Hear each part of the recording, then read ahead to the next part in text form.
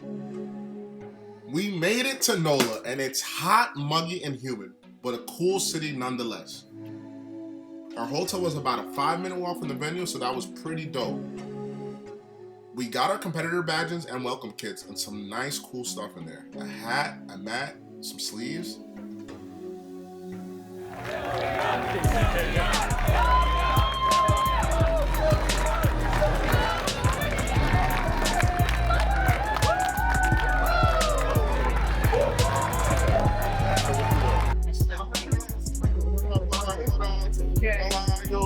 I'm here. Look, beautiful. Beautiful. Beautiful. We love it. Welcome, Pokemon trainers and fans from around the world. Welcome to New Orleans. Opening ceremony was pretty dope. They had local musicians performing. There was a jazz singer, a gospel choir,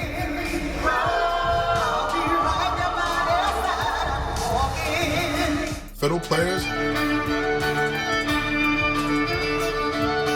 and a drum line. Perfect opening to a great event at Louisiana.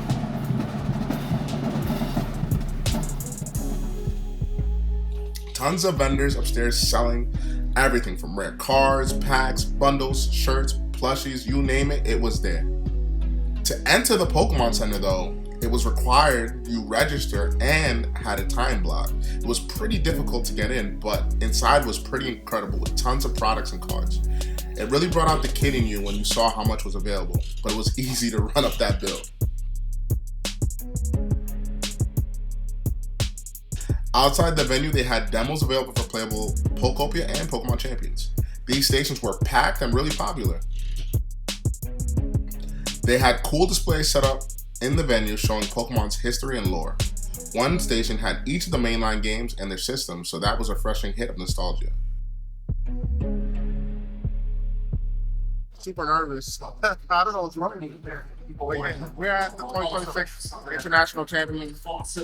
Did you see? You guys know I'm Lord really nervous because this tournament is this tournament is one of the most important ones for me. 10 years ago, I got the travel award from the national championship for 2016 to go to San Francisco for free.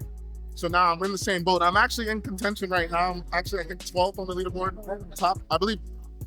Top 12 or gets the paid invite. So I'm just trying to get there again. And there's a lot going in my mind, a lot of changes made to the team, using the same team from Indianapolis with some very drastic changes. Very, very, very drastic changes. But, you know, I think that I'm capable.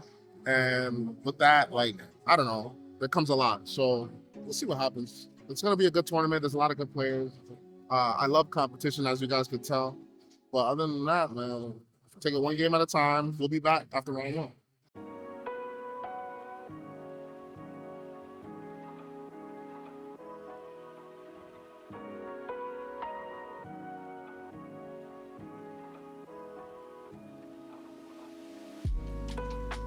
All right, guys, so we just won round one.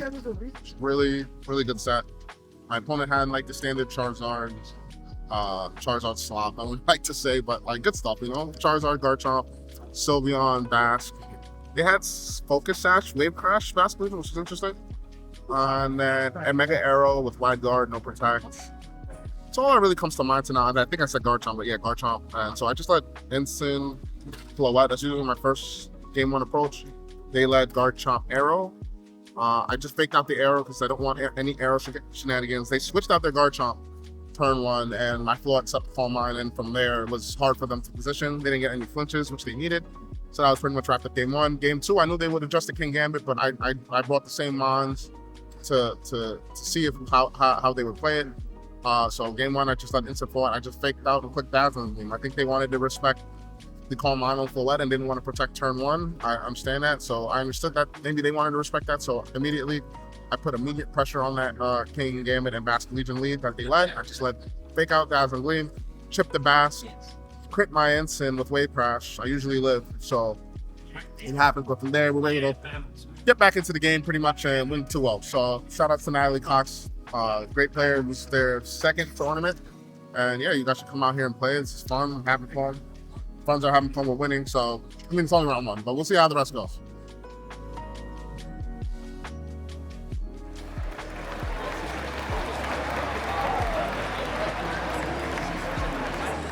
It was dope seeing players I coached and players who looked up to me competing and many doing very well. I always tell y'all, come out here and play the game. It's for everyone, and this community is all love. Got to see some longtime friends at the venue in between rounds. It was super dope catching up with people I haven't seen in a while, and these events are great for reconnecting.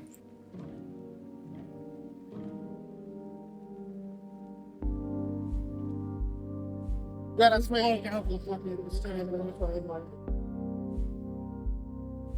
All right, so yesterday I competed in the international championships here in North America, New Orleans. I ended up going 5-3. I wasn't even in a winning situation. I actually lost a round prior to that. I ended up winning my last round to finish 5-3. Finishing top 256. It's kind of bittersweet coming off of a top 32 finish, 20th to be exact, out of 1,000 competitors at the Indianapolis Regional Championships. But I'm not too happy with my prep. I'm not too happy with how I played.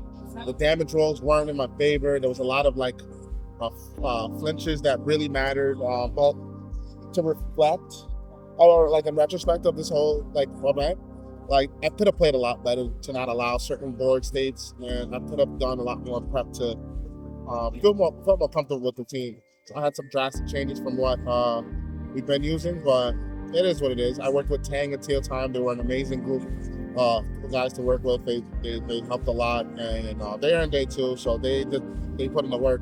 They deserve to be where they're at. So it's all good when it comes to that. So just, it's all right to have these kind of events where it just doesn't go your way. I think it's important just to reflect and have a positive, look at the positives that come out of this, right? Yes, you want to do well. Yes, you want to do well at these events. Yes, you want to be the best and all that. But making friends and socializing is also a great aspect of playing Pokemon, because that's also how you get better.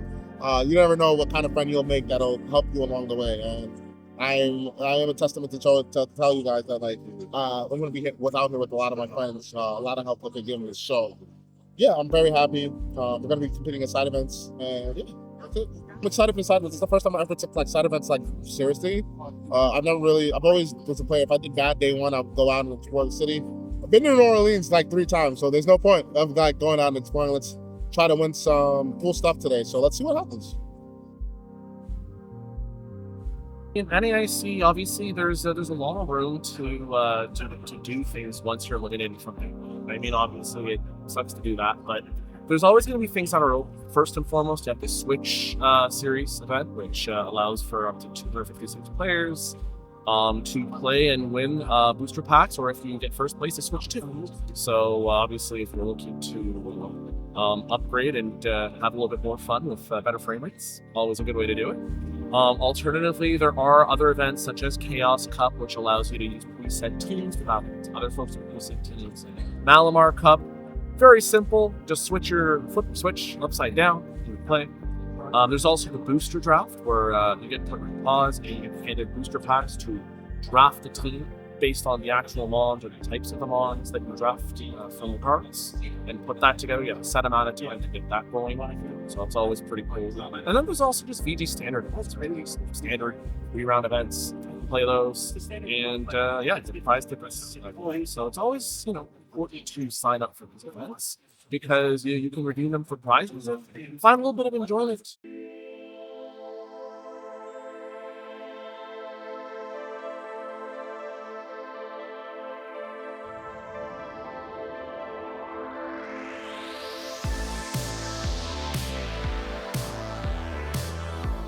So I played in the BG Standard, win a Switch. I ended up going, I think, 5-3. So yeah, it was very difficult for me to want to play, obviously, best of one. I don't play best of one usually, but usually play solely best of 3. But it was cool. Going 5-3 was not the cool part, but yeah, I mean, it's something to keep you occupied while you're here if you didn't make into day 2, right? So it was very good from that aspect. It was perfectly ran. The judges were cool. Players were cool as well. Just a thing to occupy your time while you're here. There was also a lot of players there. There was think about like 225 players or so that competed in the event. So it was cool to see that as well, that a lot of people opted in for that for the next day. So currently I'm playing in the Chaos Cup, right? It's very intriguing. So you basically get a random team and you're battling each other, and it's in the Scarlet and Violet game, which I'm not too happy about playing, but it's kind of cool to like take other players' teams and use it against other people. And it is best of 3, so it's cool to see that. It's also very short in terms of rounds, just 3 rounds, quick and easy, get it out the way, and then it's pretty fun. I like it. It's cool to see a couple Rec H teams that I haven't seen in a while, so it was very fun to see that we're able to like visit back on some old formats and have some fun on the second day here. This is my first team. I don't have no words, but we'll see how it goes. What looks like a lot of familiar faces on this team. So, interesting. We'll see.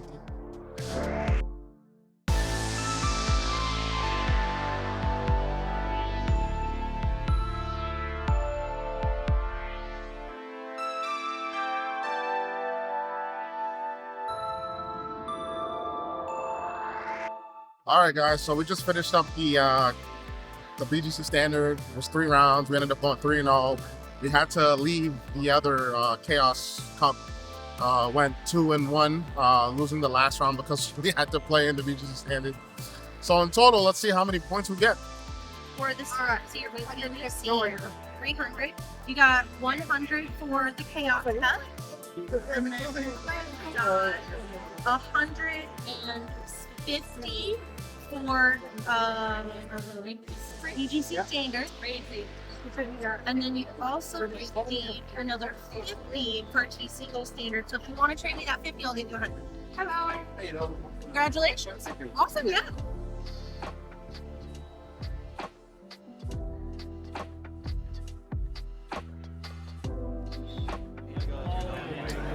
All the way, just keep going.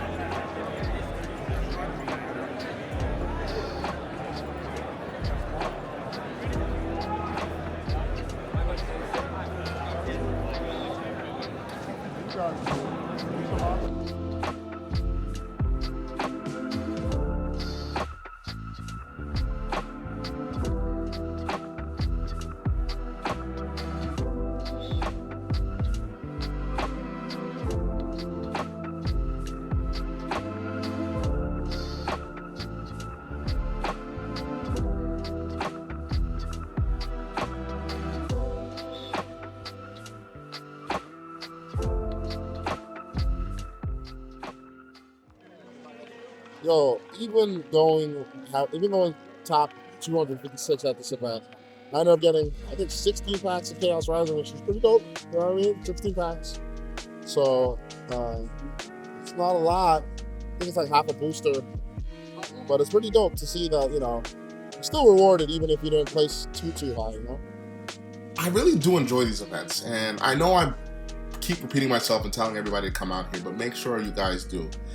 There's so many cool things to do, even if your tournament run doesn't go the way that you want it to go. I went 5-3 and I still had fun.